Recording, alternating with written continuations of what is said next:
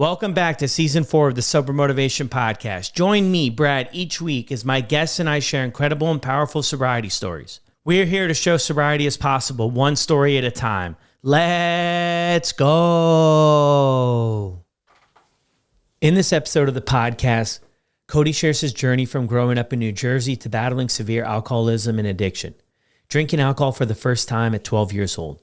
Despite various attempts to manage his addiction, including a stint in rehab, meetings, and therapy, Cody found himself repeatedly falling back into his old habits.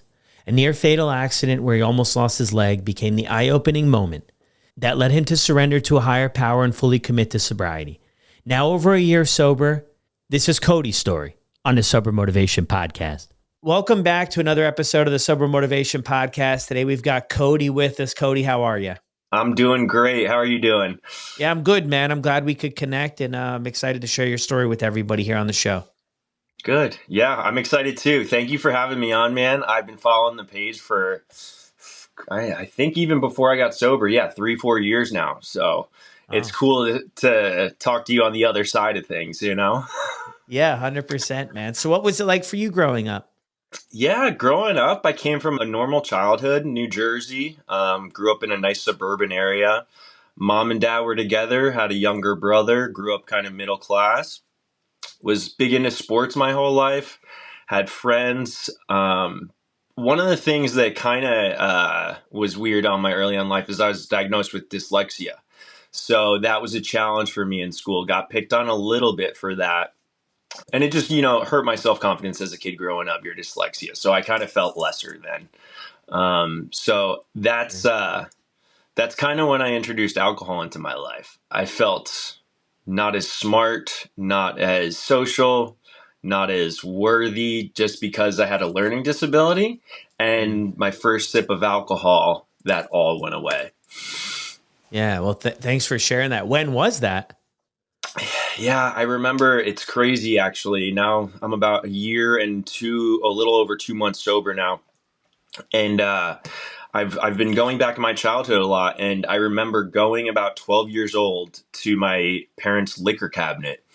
And I went and I saw they had that lemon Absolute vodka, if you remember that one. And I took a sip of it. And then I went back because I waited till they were in bed, and I went back to the TV room. And then 10 minutes later, I was back taking another sip. And now, from my standpoint of me looking at it as a little kid, that was alcoholic behavior at 12 years old. I kept going back to that cabinet probably 6 times at 12 years old because I was curious, what's this next one going to make me feel like? Oh, if I do one more, what may I feel here? So that was my first experience with alcohol. And now that I can look at it, it was definitely an alcoholic experience. Yeah. So looking back, identifying kind of like, okay, this might be a red flag. I remember early on too, my parents didn't really drink a lot. I don't know if yours did, but my parents didn't really drink a lot, or I never really noticed it. Maybe they did, like after I went to bed when I was younger and stuff. So, but I remember they were gone away for a night or something. And I knew above the fridge there was like this bottle of vodka, and I heard everybody kind of reminiscing, high school, probably freshman year in high school, everybody reminiscing about alcohol and it was like it's kind of like that cool thing everybody was getting into. So I was like, okay. I really wasn't plugged in with that crowd that was maybe partying or getting into it or smoking pot. That was never really my thing. But I pulled this bottle of vodka down and I took a sip of it, spit it out. And I was just like, okay, if this is what it's about, I have no interest in it because it was just so disgusting. But so you had the interest to kind of keep going back. And now, I mean, hindsight's 2020, right? So now we can kind of piece things together. But at the time, I mean, we only know what we know, Yeah, at the time, I was not chasing the taste. I was chasing the feeling looking back. Yeah. Interesting. So interesting there. If you don't mind me asking something. Yeah. How do you find that you picked up on the fact that alcohol could potentially do that? Was it something you saw? Because I'm thinking back to my life. I never knew, you know what I mean? Like that to connect the dots on that. But maybe if it was changing maybe people around us, maybe we would see it. What's your experience there? Yeah, so in my household, my mom doesn't drink at all. She had an alcoholic father. But my dad, he he's a baby boomer. He was born in the 1940s, if that gives you any sort of idea. So he's kind of old school. So he kind of grew up the you have a drink after work type of lifestyle. So I saw him, drink a bottle of wine at dinner and not be blacked out or acting crazy or having erratic behaviors. So, Yeah. but what I did see is him having more fun, getting more laughter, not as serious as when he first came home from work, kind of loosened up. If the music was on, he'd start dancing and doing stuff he normally would have never done. So I was like, okay, this is sort of a lubricant in my eyes. And then that's when I truly realized my buddies. I didn't drink for the longest time after that time when I was 12. It's actually funny. So I had that experience in my own house, and then my mom had some talk with me where she told me some Boy Scout died on a trip after having 2 beers. And then after that, I was too scared to drink. So I didn't end up drinking till my junior year of high school. But I was a huge pot smoker before that. But when I did drink, that's when everything changed. I was the guy that, like, I always wanted to be over there drinking a beer because it made me feel like a more confident version of myself. It made me Yeah. feel like a better version of myself. I wasn't as shy. I could talk to the girls at the party. I could not feel self-confidence issues about my dyslexia. It really, those were the early stages of it. Those are kind of, I don't like to call them the good stages of alcoholism, but the discovery stages of alcoholism. Yeah. When it's checking those boxes for us early on, right? It's it was the first thing. It was a lot of the same for me too. I had ADHD, or I don't know why I say had, I have ADHD, and really found it hard to connect with other people. And not only connect, but actually make lasting connections. I always saw the people around school, especially in high school, of people knowing each other and being connected for years. And I just felt like my friends just came and gone. And I was never really able to connect like that. But once I got into drinking, well, of course, now we had this bond, we had this thing in common, and Mm. we like to have a good time. And then once I started to be a little bit more foolish, like, people loved that. It was celebrated. It was like, oh man, let's get this train headed down the track, right? It'll be a good laugh for everybody. And I didn't realize it at the time that I was sort of like the tail end of the joke, but like, I enjoyed parts of it, but it was still like checking those boxes for me early on. I couldn't agree with you more. You are the tail end of the joke. And the funny thing is, I realized I was the tail end of the joke when I was sober. My buddy would be like, spell this word, as a teasing joke. But I was kind of that same guy when I was drinking. I was jumping off of 4-store balconies into pools and crazy shit like that. Yeah. Another thing I wanted to touch on is, like, I developed my drinking buddies in high school when I was young, the kids I grew up with.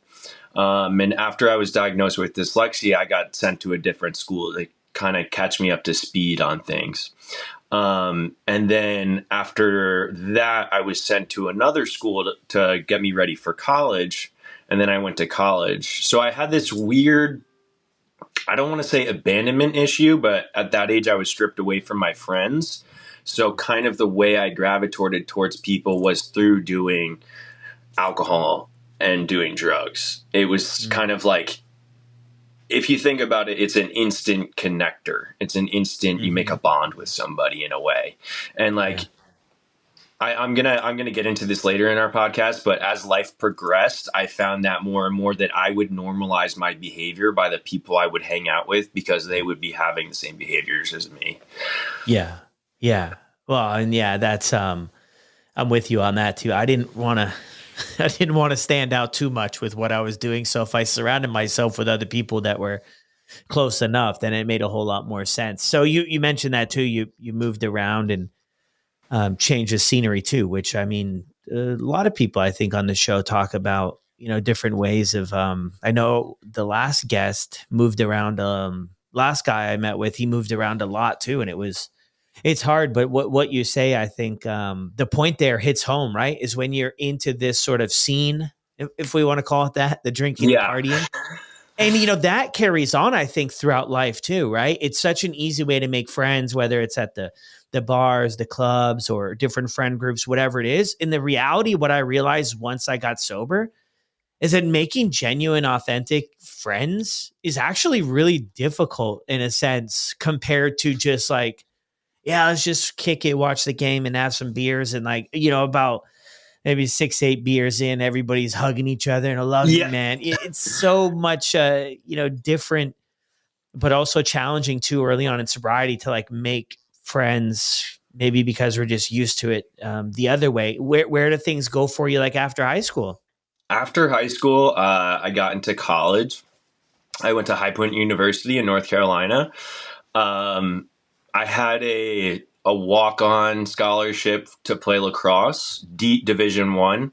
Immediately chose to go into frat life, and that's when the drinking got heavy. So, got into college freshman year, absolutely loving it. Away from the parents, I can do whatever I want. Right? Mm-hmm. I joined the frat life, and it becomes one nonstop blackout from all of college. From there, I had a pretty consistent basis of getting in some good trouble once a semester in college. So it was that's where it was introduced to what I like to call the chaos of alcoholism.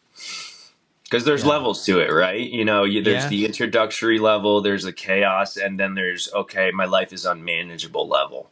And so that's kind of where I was at that point in my life. Yeah. When you went to college, any Mm-hmm. sort of outside intervention or anything with your life at this point in college, or was it just like college is kind of what people do? What was Well, the from a personal standpoint, I thought I was doing everything fine. I thought I was just being a normal college kid. From an outside perspective, the parents were constantly intervening. I had meetings at student life for getting in trouble.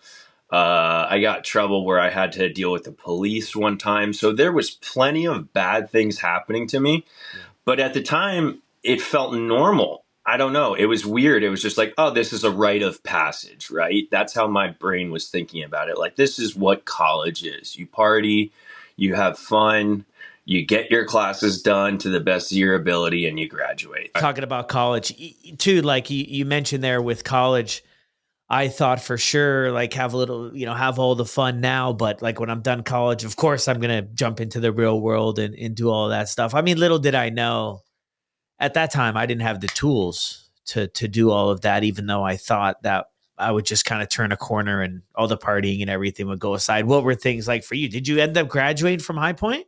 Yeah, I graduated Wow. flying colors with the lowest GPA possible. Yes, I graduated Yeah. literally with the lowest GPA possible. The thing is, I try to reflect on this. I was like, is this a dyslexia thing? Is this an alcohol thing?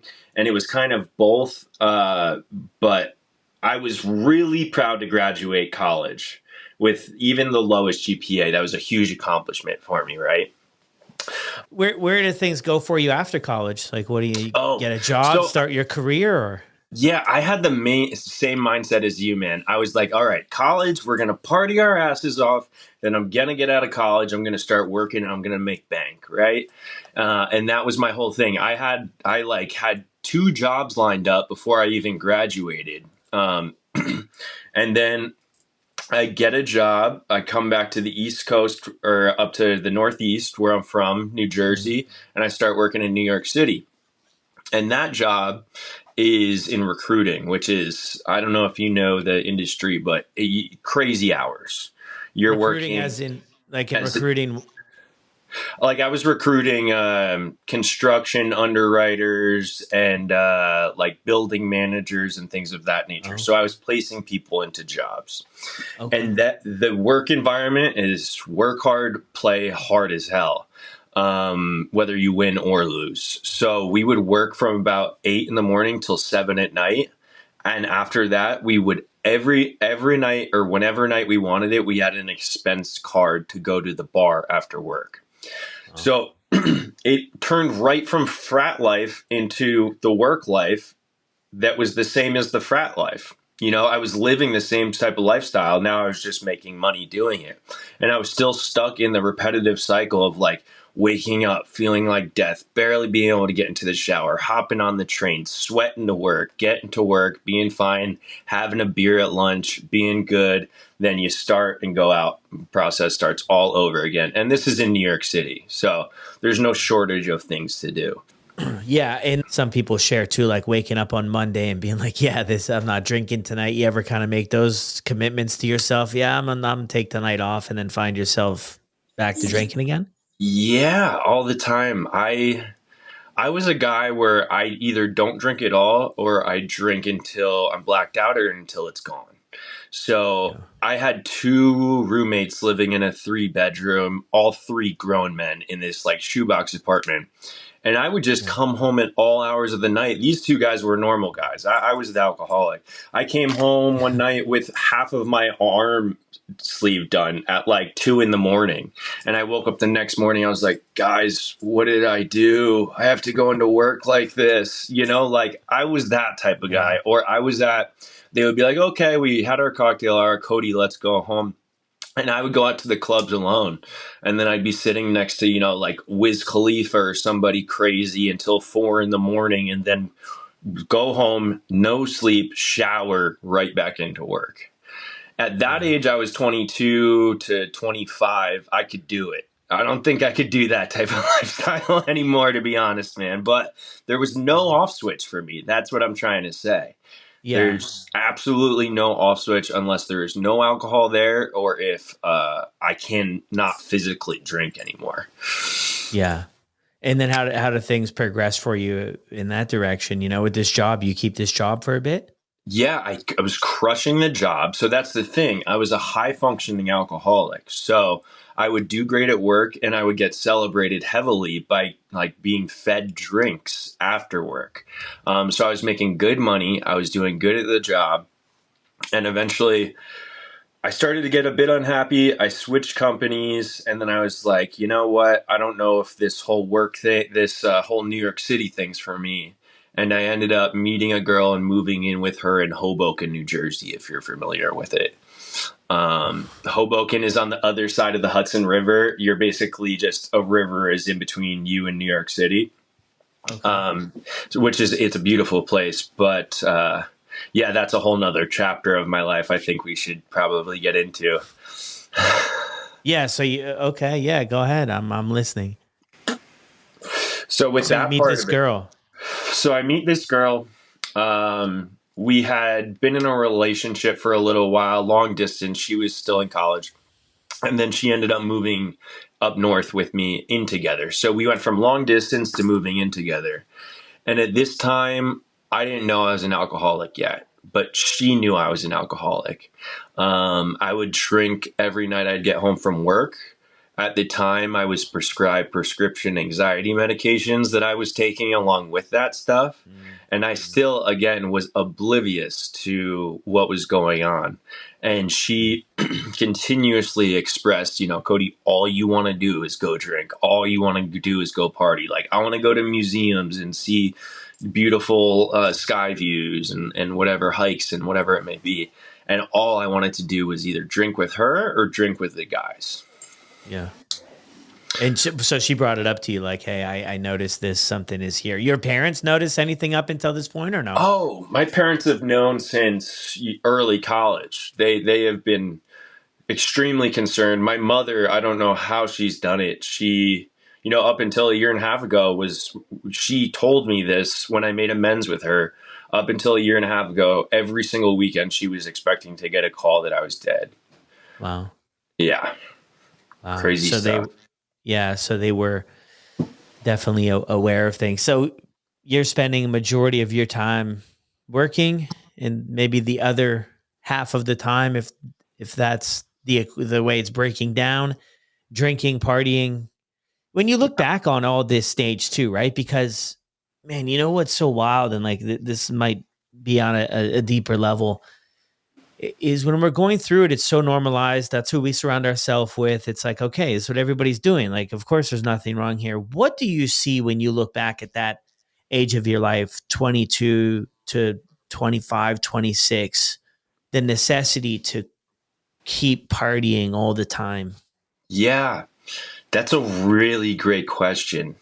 Looking back on it, I like to think it was all fun and games. It was just that time of my life where I was getting the partying out of my system. But looking back now, it caused so many problems for me. I could have avoided. I'm sure you've heard this a million times, but I could have avoided a million problems and all saved a lot of money on issues between Yeah. going to the hospital, getting in fights. I was a guy that would go out to the bars, and on my way home from the bars, I would be looking for a fight. I'm that type of drinker. I'm an Irish, New Jersey guy, and Yeah. I was the guy you're seeing now is a totally different person than when alcohol's in me. I'm aggressive. I'm a bulldozer. I steamroll people. It's not a pretty sight. Although I was extremely charismatic. Yeah. So it's like when I look back to at that stage too, there was part of it too where, yeah, I enjoyed the party, but I think of some of the consequences. Like I think they would have woken up somebody who didn't have a problem a lot sooner than they woke me up. That's why when I look back at it, I'm like, man, of course there were good memories, right? There were times where things were okay. It wasn't always, in my case anyway, it wasn't always a dumpster fire. But some of Right. the times it was so bad. It was so bad where I'm just thinking, man, like, why am I not getting it to lose interest in this and maybe just to kind of go with the flow of everything else?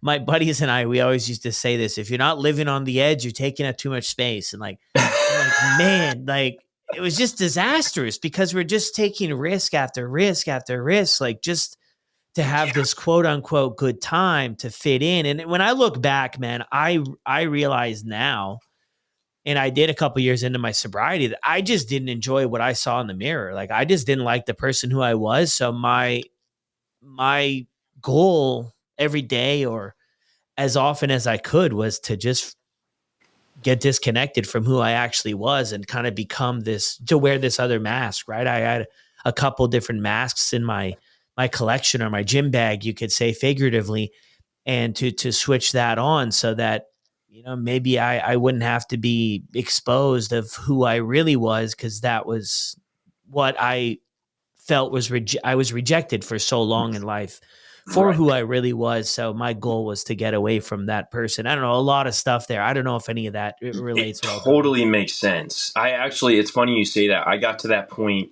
later on in my drinking career. At that time, I thought in my head still that this was what everybody did.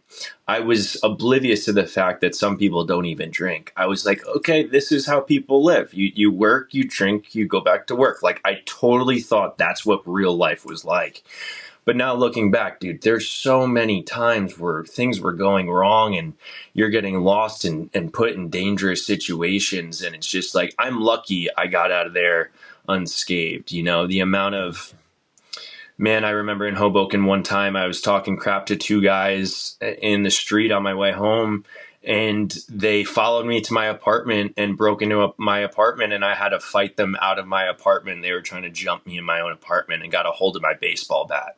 So it's just certain things like that that are insane stories. I'd be like, hey, maybe I shouldn't drink and black out anymore and get in a fight walking home from McDonald's. Whereas I wake up the next day and I'm like, okay, it's 12. What are we doing today, guys? It's that, and it, like you mentioned, the insanity of it. Like we could drive our car into a brick wall a million times and still not think it's nuts. That's how this disease is. Yeah.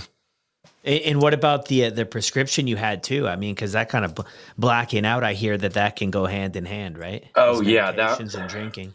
that's a rough one. See, I had dyslexia, like I told you. I have ADHD as well. So I was prescribed in high school, when they were diagnosing me with all this stuff, like Adderall, and I was prescribed Klonopin at a very young age. I was like 17. So I had no clue what these things kind of really did. And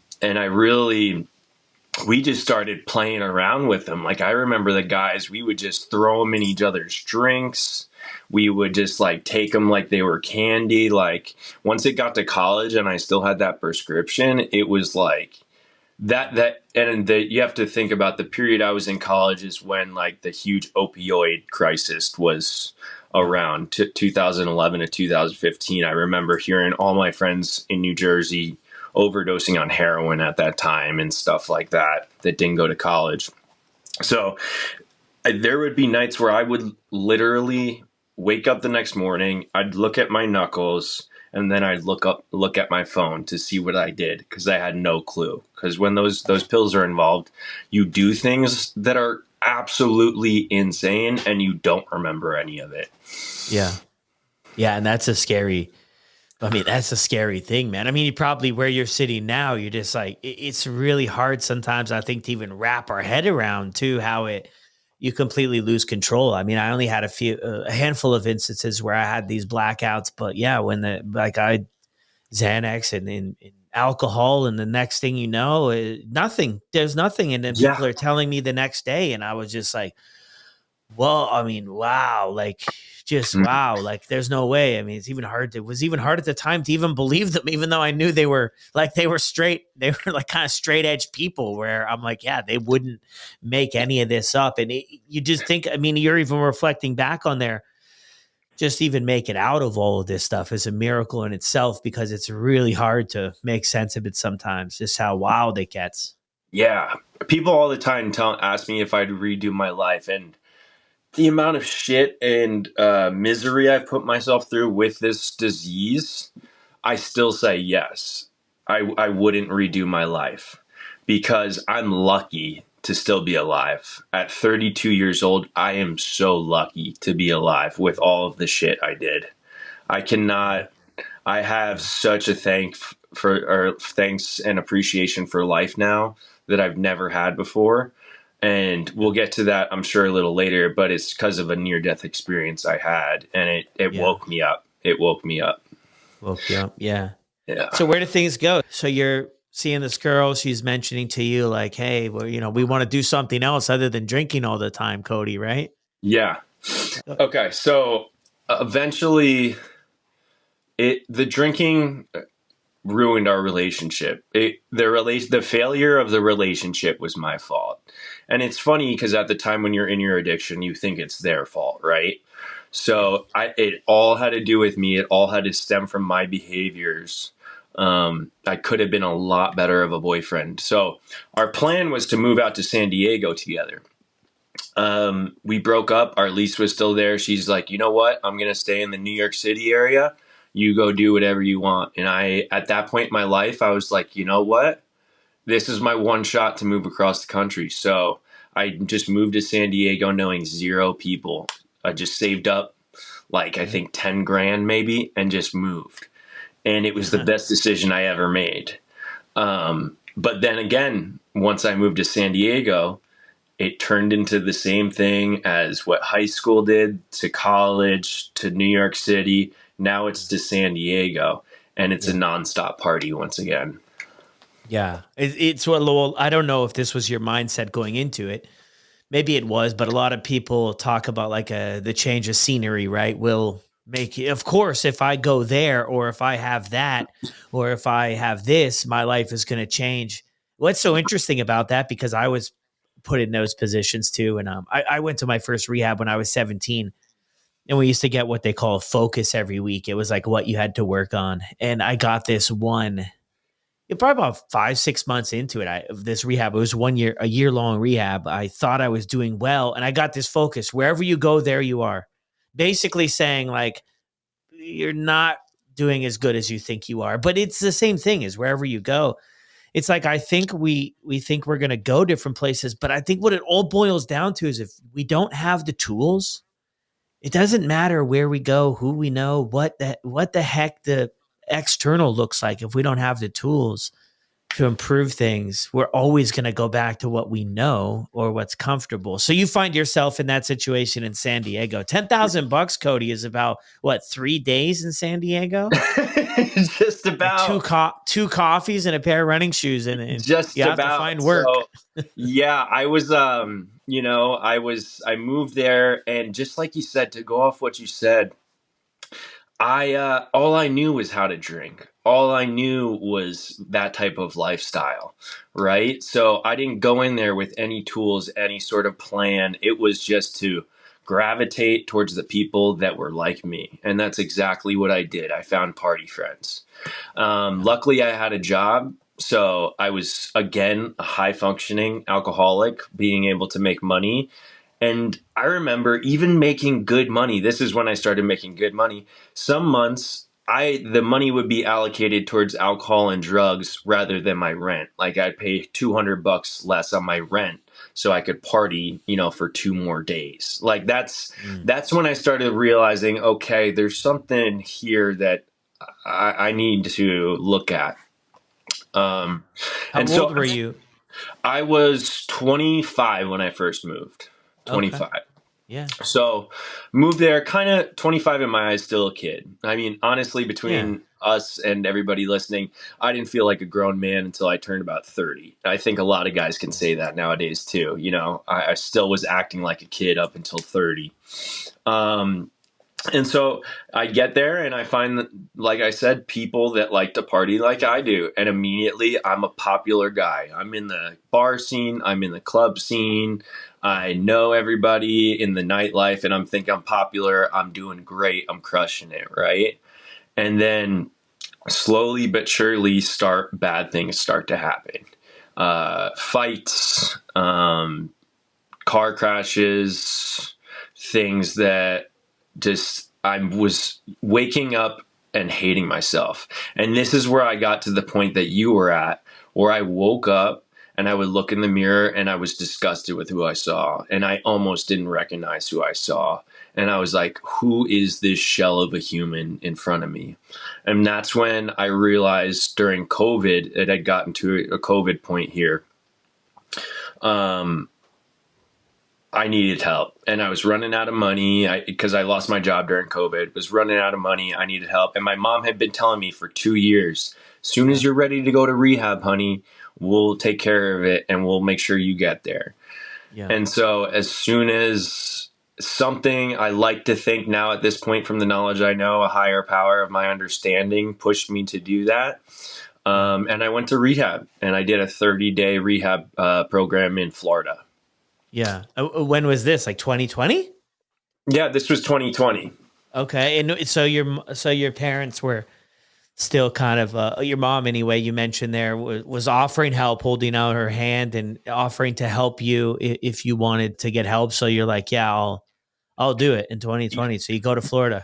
Yeah, and before that, I mean, they had been offering, and essentially the reason I went to San Diego, California, was to get farther away from my family, so I could do the type of behaviors that I like doing. Drinking, partying, going Yeah. crazy. So it was really interesting concept to not only get a better understanding of, okay, this is how concerned my family is, but that they've been actually reaching out their hand for years now to get me help. And it finally took me basically going broke in order to go to rehab.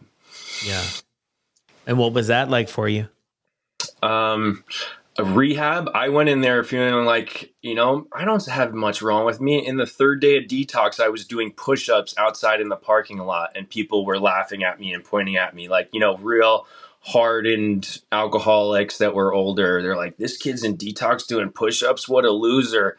And I'm thinking in my head, like, I'm good, bro. I'm gonna be good in here. And then Yeah. by the end of the rehab, I was like, okay, these people could have been me if I kept going with this disease. I can't judge myself by, some of the people I see in here because I got that comparative mindset where I just drink and do some drugs. I'm not as bad as that meth head, or I'm not as bad as that guy that does heroin. And then I'm like, that could be me in 2 to 5 years if I didn't get help. Yeah. But you did finish the program then.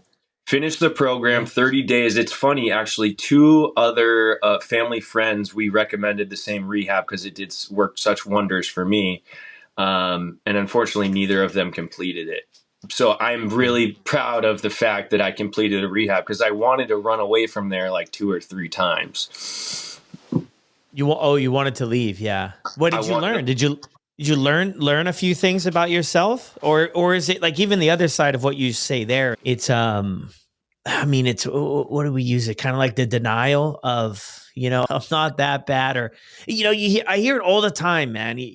People, I still got the job, but things are not terrible yet. Like I hear that so often, and it's like, man, like maybe Mhm. not yet. I mean, I don't know. I can't predict the future for anybody's journey. Like I don't know. I can't say with certainty that things will get worse, but it's like, man, I have never heard the story where somebody's like experiencing consequences from drinking. They're wanting to quit every single morning when they wake up. And all of a sudden, they figure it out again to drink like a quote unquote normie or a normal person. I've never heard that. I Yeah. can't guarantee it's always going to get worse, but what do you learn about yourself sort of in those 30 days? In those 30 days, I was so leading up. First, I'll go to leading up to the rehab. I was Yeah. like, okay, this is my last hurrah. Here we go. So I was doing everything and anything under the sun. So I don't remember 2 weeks until I got to rehab. I Mm. flew on a plane with my dog, who was a puppy at the time, and barely remember flying across country, getting to rehab, and handing the dog off to my parents in Florida. Wow. So it's crazy to think about. That's how bad I was at that point, right before I went to rehab. But in rehab, I was like a sponge. I wanted to be the star student. Like, Yeah. I was replacing my addiction of alcoholism with addiction of sobriety. I was like that guy. I started leading AA meetings, and I had never been to an AA meeting before. It's Yeah. just things like that. And I was always trying to help other people around there be the star student of things.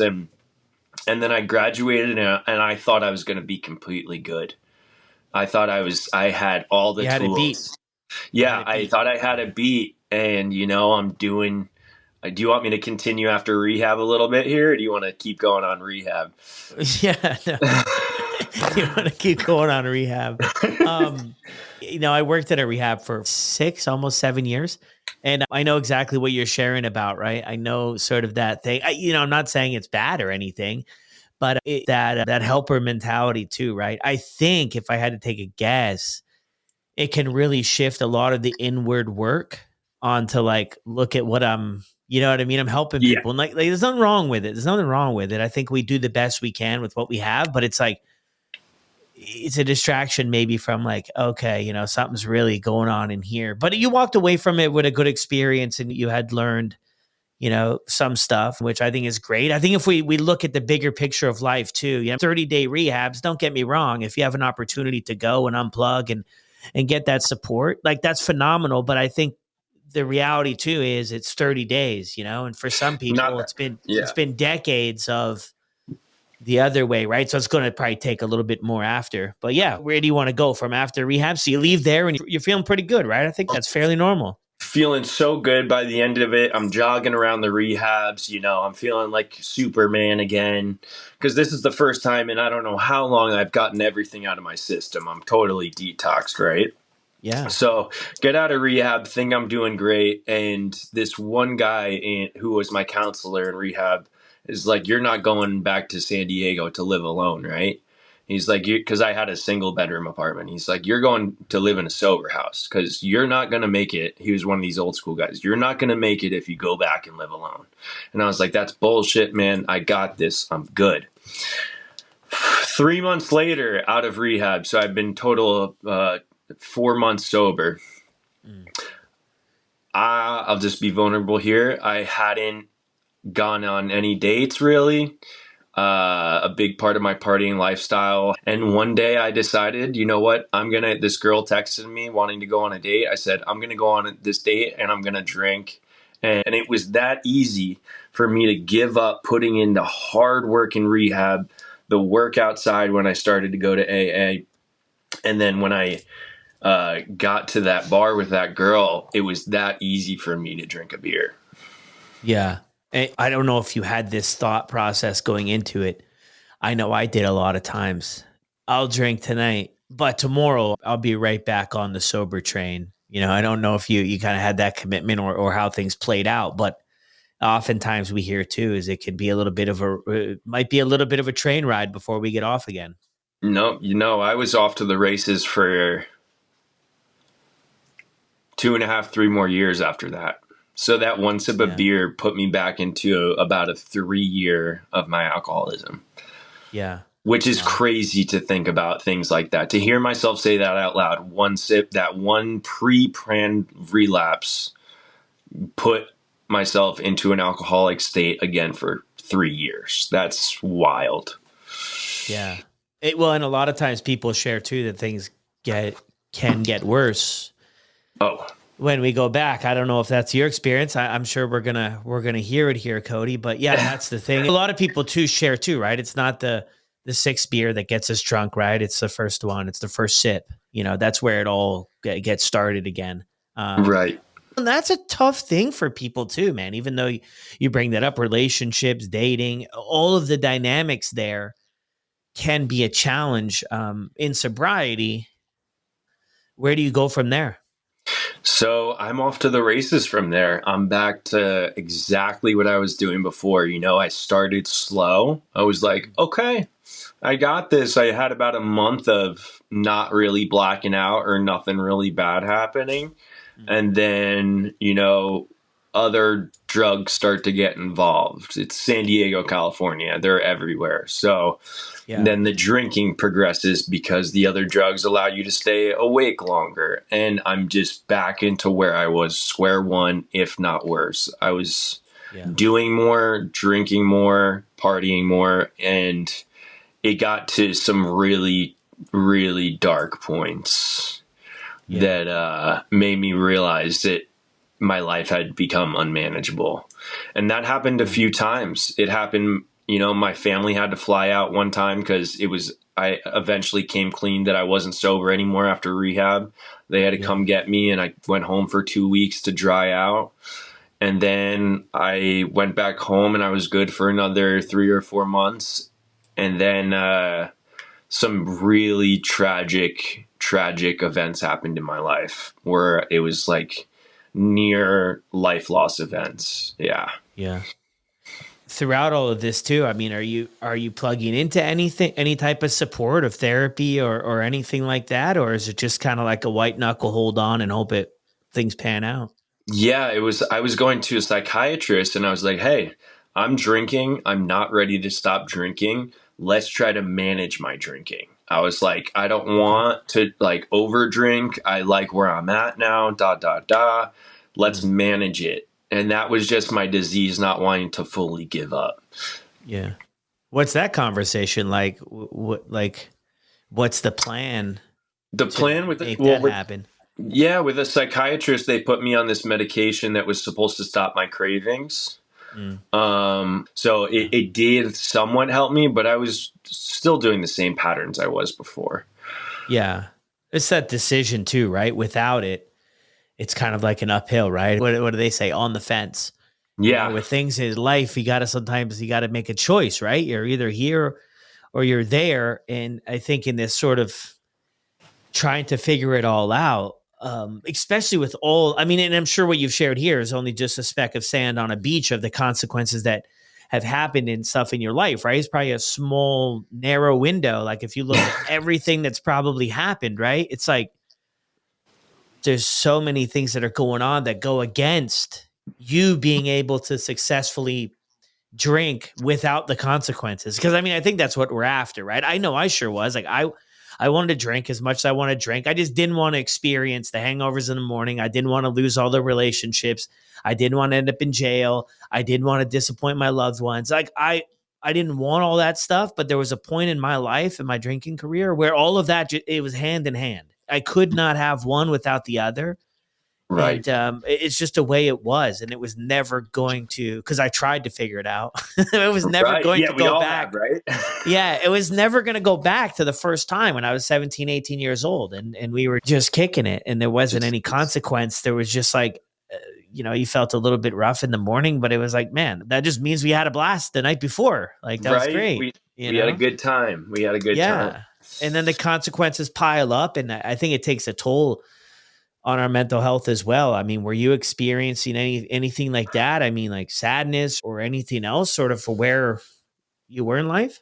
Yeah, I mean, I was severely depressed. At a certain point when I had lost my job, I got into this state of depression where I was in my bedroom with the dark shades closed with a bottle of Tito's next to my bed, where I would wake up, take a few shots, go back to sleep. And that was like almost a 2 week process. That was one of my rock bottoms.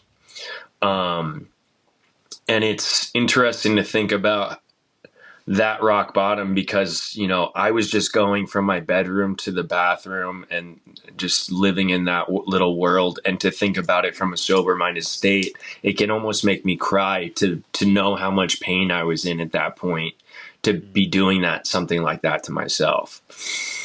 Yeah. Yeah. That's where it goes. Where's The Bachelor fit into your story? Yeah. So when I got furloughed from that job during COVID, before Yeah. I went to rehab, I went on The Bachelor. Oh, before rehab. Okay. So if that tells you something, before rehab, I go on The Bachelor. And on The Yeah. Bachelor, they nonstop feed you alcohol. They want drama. They want you to be cranky. They want you to be drunk, all this stuff. And then Okay. I Jeez. was not having it with the show. It was not pleasant to be on. You didn't have your phone. You didn't have anything. You weren't getting paid. I was like, screw this. So after a bit, I was like, okay, I'm ready to leave. So I was on there for a little while and I left. And after the show, everybody started to recognize me. And I was like, ooh, this is kind of some cool newfound fame. Like I would go places and people would stop me for pictures and whatnot. And then so that turned into a whole new party lifestyle where I thought I was this like mini celebrity that was getting tables at clubs where like I was famous, and like I had this whole built up delusion that I was like a bigger star than I actually was. And as that continued is when I got to the point of, and they had another thing that affected me is they didn't make me look great at the end of the show. They can kind of edit however they want, and it was not a great edit for me. And in my mind at that time, that was the end of the world. After that is when I went into that dark rock bottom that I told you about in my room, and then that's when I went to rehab. Is after that. Yeah. After Wow. I was stuck in my room for 2 weeks after I got off The Bachelorette, and then went to rehab. Wow. That's Yeah. wild, man. How do you get signed up for something like that? Like, do you Yeah, do they just casting or? yeah, it's casting. They find you, then this was during COVID time, so it's kind of weird. They bring you up to LA. They do a little in person. We had to be 6 feet apart, talk. I had one more uh interview with like the main producer, and then they did these crazy background. They do wild background checks, more wild than the corporate jobs I've been a part of, like fingerprinting, Yeah. FBI, all this stuff. And then I'm on the show. I'm on a flight 2 weeks later to New Mexico. So you don't really have much preparation. And the crazy part is we had a quarantine in our room for 10 days. And like you couldn't see Wow. anyone in your room. You kind of just had yourself, and then like they'd bring you a meal and whatnot. So it's kind of like a glorified jail for 10 days, but you could Yeah. order as many drinks to your room as you wanted. So Oh man. I had no Paid for drinks? paid for. I Oh didn't. man. Everything was paid for. So I was having like red wine sent up there. I was living good. I didn't care if they were keeping me in that quarantine. And then Gee. yeah, that's kind of how it worked. And then post Yeah. show is when I ended up going to rehab, and I actually shared about that at the Men Tell All. They decided to edit that part out as well, but I shared about how I went to rehab and I'm 3 months sober. So Wow. yeah, it was a crazy time in my life. Crazy time. Yeah. Did you think when you started out with the casting it was actually going to happen, or it must be Yeah, pretty rare to get you picked know, for it, right? I knew a guy from San Diego, or there's two guys from San Diego that had been on the show, and I had knew them from kind of the party scene, and I was like, if these guys can get on, I could probably get on. That's the type of ego I had at the time. And then so I signed, and then so the casting thing happens, and I'm like, I'm 100% getting on because this will be good for their storyline. And then it happened. I kind of just went Yeah. into it with full confidence, full alcohol liquid courage, and got it. I don't know Yeah. how, but it happened. Oh, good. Well, mark that off the checklist, I guess. So catch us up to speed here. So you're kind of at a rehab. I mean, you've started drinking again too. Your family's figured it out. You're going back there for a couple weeks, and there's a lot Hmm. of things going on, man. When did things turn around for you? They still didn't turn around yet. I started drinking again when I got back to San Diego. Mm. And then tragedy struck. I was in an accident, um, which caused me to be getting some legal trouble. And I'm getting sued for. I'm still dealing with that. So I'm still clearing the wreckage of my past. And then on my birthday, we were renting ATVs and stuff. And this is when I almost died. I got in an accident and I compound fractured my leg, which means I broke my tibia and my fibia. The bones were out of my leg. And I was Oh, holding onto my leg in my hand. My foot was in my hand. And I was screaming for help, and my leg was gushing blood. So at that point, I got rushed to the hospital. I almost died of blood loss. I had to get almost the maximum amount of blood transfusions they can give you to keep me alive. And then I woke up in the ICU. And Brad, you want to know what the first thing I thought was? I was tied to the bed, so I'm like, oh my god, did something happen here where like I'm in trouble too? Tied to the bed because I'm in the ICU, have a breathing tube down my throat. The first thing I think is that this is the end of my drinking career. That first thought that came into my mind as my eyes opened. And I don't know if that was just how powerful the disease is, or if that was my true first spiritual awakening and surrender to God. And he was like, Cody, you've done it. That I've brought you down as low as you can go. And now we're going to see how your rebirth is and how you bounce back from this. wow. When Yeah. when was that? That was on my birthday, which was April 9th. Yeah, it was extremely tragic. So when I was in the hospital for over 30 days. I had Wow. they called it a near death experience at first. And then they called my family and they told them that it was a near limb loss experience. Sorry, it's a little hard for me to talk about this, but Yeah. um, I had over 8 surgeries on my leg. They thought they were going to have to amputate it. There's like 3 or 4 different times they were going to be like, this is a better option to cut it off. And I I just sat in that hospital bed, Brad, and I surrendered to God. And I was nonstop having alcoholic nightmares and in the hospital, just thinking about what my life's going to be like after this. I couldn't really think about not drinking yet because I was so focused on not losing my leg. But Hmm. after the hospital, that whole ordeal was so scarring, and it gave me a true new view of life that, I don't care about materialistic things. I don't care about partying and showing off, sparklers and bottles. I don't care about being a popular guy. I couldn't even wipe my own butt. Like, it's like, that's when things are put into perspective. Like, God almost took my life. And what's that saying? It's you start living life when you realize you only have one. And that Mm. truly happened to me. Wow. And that's when I started to really get serious about my sobriety. Yeah.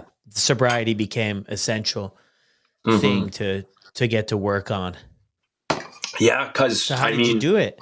look at where it brought me. Yeah. It brought me literally almost to death. And Yeah. at this point, I can say I believe God saved me for a reason, to help other alcoholics, to help people that are struggling like I was, not to go down the same path. But what it was like after that is I was couch bound for about 3 months. I couldn't walk.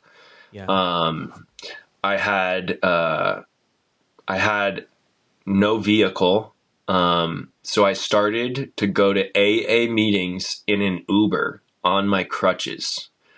Yeah. I felt like I needed, because I was stuck in the house, right? And I was like, there's 2 ways you can do this, Cody. You can do it with a bottle of vodka next to you, or you can start taking action. And Yeah. this is, you hear all the time, people, I ended up in rehab, or I ended up stumbling into this Alano club, or I ended up in this room. And I ended up there. It was truly a miracle that I ended up there. And I started going to meetings 3 times a week while I was on my crutches with my leg half hanging off. And Yeah. it wasn't me. It wasn't me doing it. It was myself and a higher power saying, "You got to go do this, man, or else this is it." Yeah. Were you still in San Diego or no?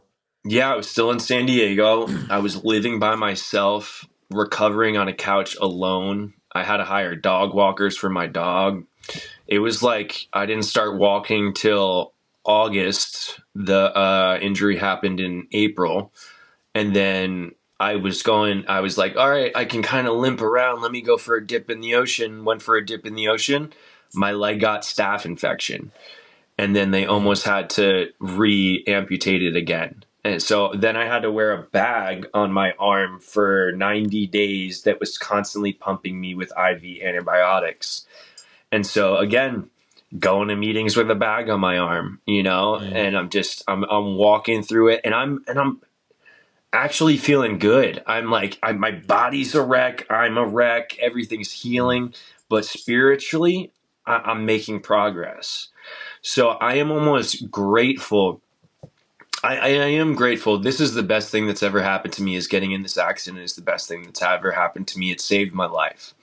Mm. And the craziest part about it is that if something like this didn't happen, I don't know if I ever would have stopped.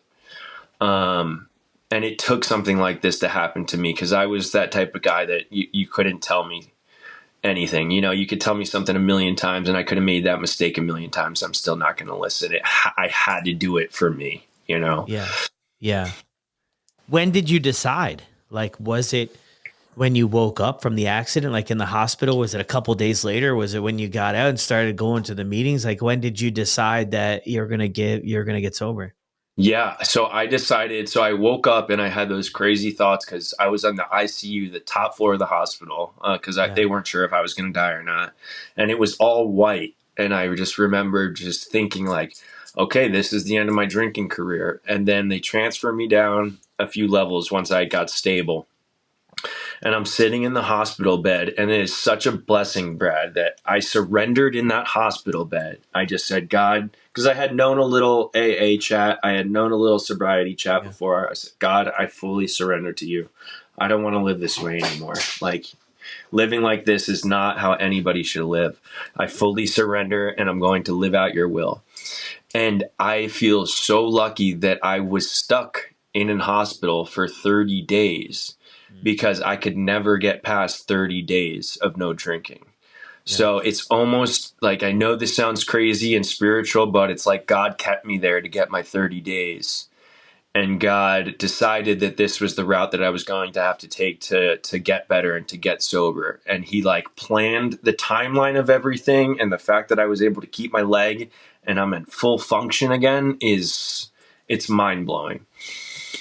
Yeah. Well, yeah, I even have times in my story when I look back at the timing of everything and I was like, man, it wasn't by any means what I wanted, but it was by all means what I needed. And a lot of it is just, yeah, I don't know what it is, but it lines up too much and it's to be coincidence in a sense, you know? So, wow, Yeah. man. Yeah, I was going to say it's crazy because I had told you I was in that previous accident that I'm dealing with some legal trouble now with. Hmm. And I didn't get in trouble for that legal accident until my leg had fully healed.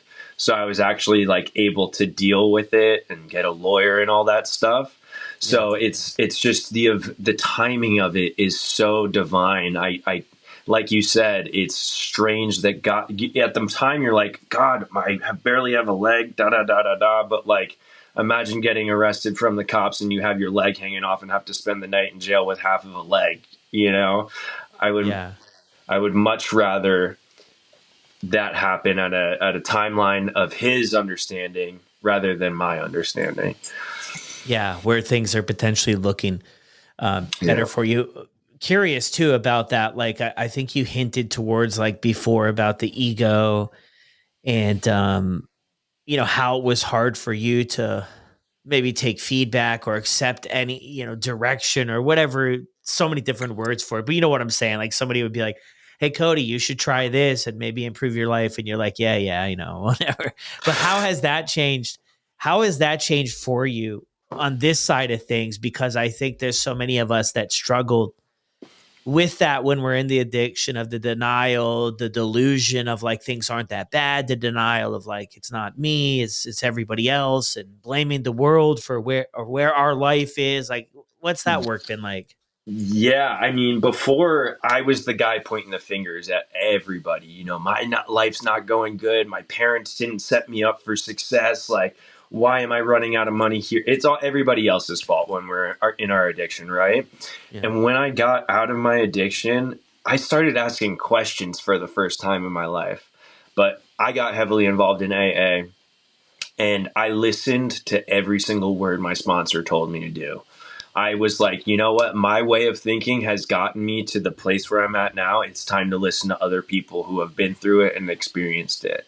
And then I also, funny enough, I started listening. I never would listen to my dad because, we had a very head buddy type, both, athlete type relationship. Yeah.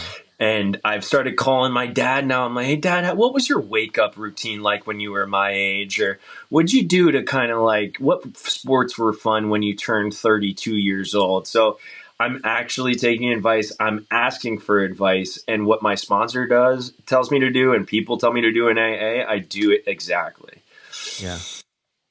And it's made my life better. It's made my life better living rather than on your own will and relying on other people's help as well as living out the plan that God has for you works a lot. It's an easier, softer way. Yeah.